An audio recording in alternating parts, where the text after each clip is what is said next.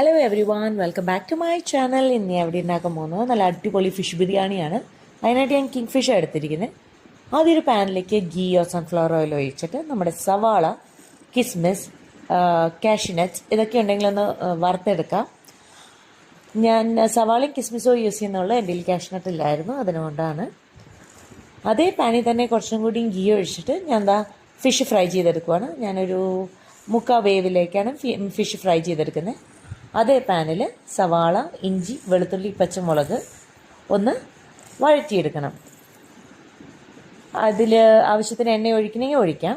പിന്നെ നമ്മുടെ സവാളയ്ക്ക് ഒന്ന് കളർ മാറിയ ശേഷം മഞ്ഞൾപ്പൊടി, മസാലപ്പൊടി, മല്ലിപ്പൊടി, മുളക് പൊടിയിട്ട് നന്നായിട്ടൊന്ന് മൂപ്പിച്ചെടുക്കാം.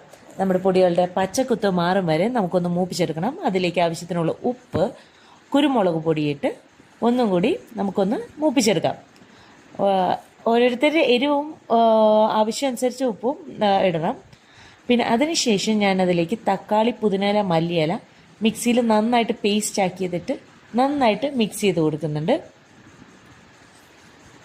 നന്നായിട്ട് മിക്സ് ചെയ്തൊന്ന് തള വരുമ്പോൾ ഞാൻ ഒരു മീൻ മുള്ളൊക്കെ കളഞ്ഞ് നന്നായിട്ടൊന്ന് പൊടിച്ചെടുത്തിട്ട് ഞാൻ ആ മസാലയിലേക്ക് ഇട്ട് കൊടുക്കുകയാണ്. ഇതെന്തിനാണ് ചെയ്യുന്നതെന്ന് വെച്ചാൽ ഞാൻ ഫിഷ് ഫ്രൈ ചെയ്തത് ബിരിയാണിയുടെ മേളിലാണ് വെക്കുന്നത്, മസാലയിൽ ഇറക്കുന്നില്ല. അപ്പം നമ്മുടെ മസാലയിൽ ഒരു ഫിഷിൻ്റെ ഫ്ലേവർ കിട്ടണമെങ്കിൽ ഒരു മീൻ ഇങ്ങനെ പൊടിച്ചിടണം. നമുക്കൊന്ന് അടച്ചു വെച്ച് വേവിച്ചെടുക്കാം. വെന്തതിന് ശേഷം നമുക്ക് ദം ചെയ്യാനുള്ള പാത്രത്തിലേക്ക് നമ്മുടെ മസാല ഇട്ട് കൊടുത്തിട്ട് നമുക്കൊന്ന് സ്പ്രെഡ് ചെയ്ത് കൊടുക്കാം. അതിനുശേഷം നമ്മൾ കുക്ക് ചെയ്ത് വെച്ചിരിക്കുന്ന, ഞാൻ ബസ്മതി റൈസാണ് എടുത്തിരിക്കുന്നത്, നിങ്ങൾക്ക് ജീരകശാല വേണമെങ്കിൽ അതെടുക്കാം. ഞാൻ ബസ്മതി റൈസ് കുക്ക് ചെയ്ത് വെച്ചിരിക്കുന്നത് ഇട്ട് കൊടുത്ത് ഒന്ന് പരത്തി കൊടുത്തതിന് ശേഷം നമ്മൾ ഗാർണിഷ് ചെയ്യാൻ ഉണ്ടാക്കി വെച്ചിരിക്കുന്ന സവാള, കിസ്മിസ് ഫ്രൈ ചെയ്തത് ഒന്ന് കുറച്ച് ഒരു ഹാഫ് അതിൻ്റെ മേളിലൊന്ന് തൂവി കൊടുക്കാം. അതിനുശേഷം നമ്മുടെ ബാക്കി വേവിച്ച് വെച്ചിരിക്കുന്ന ചോറും കൂടിയിട്ട് പരത്തി ഇതുപോലെ തന്നെ ഒന്ന് ഗാർണിഷ് ചെയ്തെടുത്തതിന് ശേഷം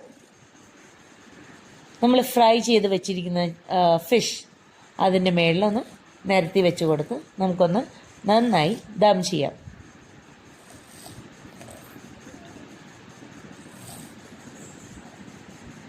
ഇത് വളരെ ടേസ്റ്റി ആയിട്ടുള്ളൊരു ഫിഷ് ബിരിയാണിയാണ്, എന്നാൽ ഈസിയുമാണ്.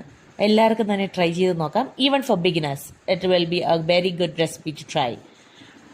അപ്പോൾ ഇനി നമുക്ക് അതൊന്ന് അടച്ച് വെച്ച് ദം ചെയ്തെടുക്കാം. ദം ആയതിനു ശേഷം നമ്മുടെ അടിപൊളി ഫിഷ് ബിരിയാണി റെഡി ആയിട്ടുണ്ട്. അപ്പോൾ എല്ലാവരും തന്നെ ട്രൈ ചെയ്ത് നോക്കണം. Just try and enjoy the food. Thank you so much.